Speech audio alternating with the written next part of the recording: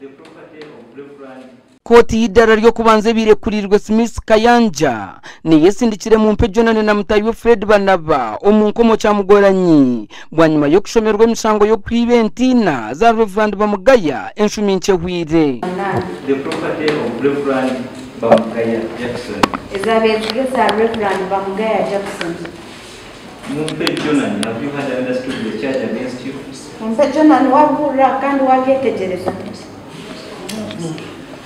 Have you had understood? wabura wabyetegereza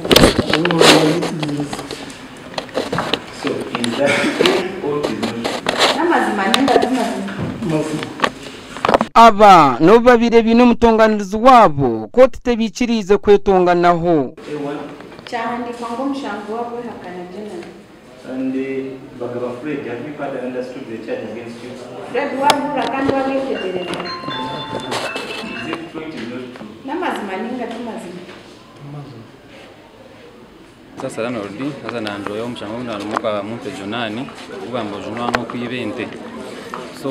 twadriyo mukoti definitely koti atandika bwire bwagenze so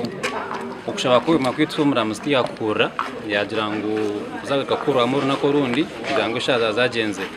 of course kiranto njye tiyashemerwa akuba koti niyache bakutandika kandi kishizo cya kiranto njye kugira ngo kucyakwe kutandika kwa koti kimwe musobwemo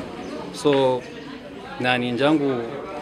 koti kahinduremo mu nkora yayo umuyane kuri mshango na mlongi jaba saba kabarga polisi aba basindikirwa mu nkomo cyamugoranyi kandi nabo kugaruka mu koti 2013 2025 RDC Wambara district n'wagira Nicholas ahira abantu amagezi akukume ibintu byabo